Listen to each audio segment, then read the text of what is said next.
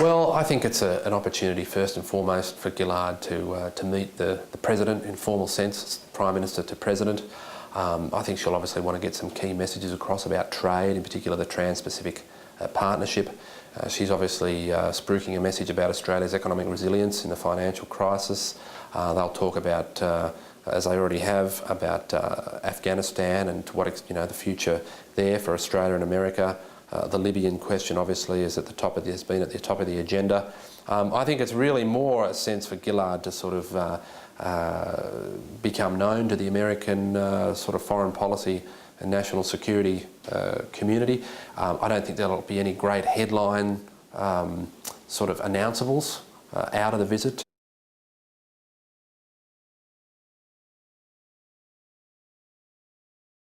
It's obviously not the most important thing on Obama's agenda, but nor is it something to be casually dismissed. I mean, Gillard has very, very good foreign policy advisors around her. The Australian ambassador in the United States will make sure that this visit is a substantial one.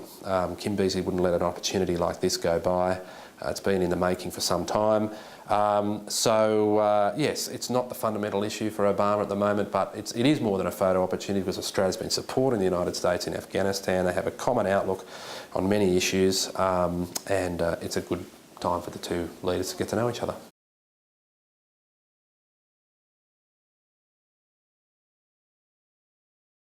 I think it's very important. I think she probably would regret those comments about having no real interest in foreign policy. I mean, I think Hugh White has been spot on this, actually, in an article he wrote recently, where he said basically the situation that faces Australia, particularly with the rise of China and what this means for Australia, the first time where Australia's most important economic partner is not also its strategic guarantor. Okay, this is a very important conversation that Gillard has to have, I think, with Obama about the US in Asia and future US policy in Asia and what China's rise means. I mean, I think this is where Rudd scored a lot of points with the Americans for his views on China. I think Gillard really needs to use this opportunity to get some of these key points across.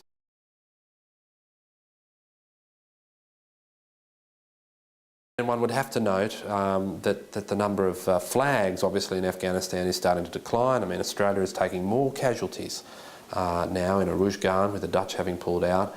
The Germans have signalled they are pulling out. And I think the British are wavering at this point, but certainly the signs they're sending are not of rock solid, sort of will be there for the foreseeable future. So I think this is a really tough issue for both America and Australia, and I think it shows again, the difficulty of creating long-term stability in these countries that haven't been through the modernisation process.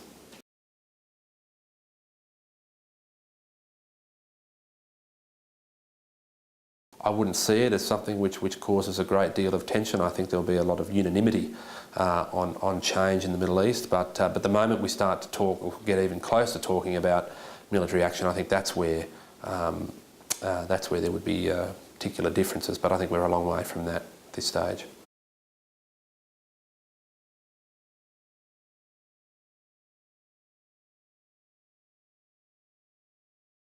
There have been different ways in which Labor leaders have looked at Curtin. Gough Whitlam, for example, saw him as a figure of tragedy, a man of peace that was born to lead the Labor Party in war.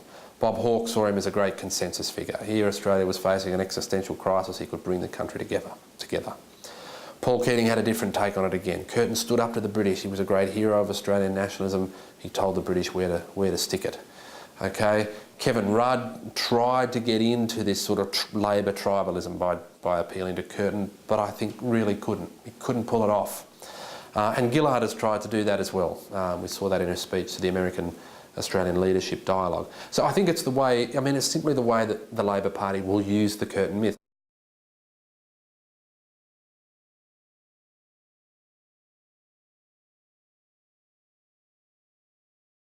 This book is about how a Labor leader, an anti-conscriptionist Irish Catholic, could end up being a vigorous and quite articulate proponent of a closer empire.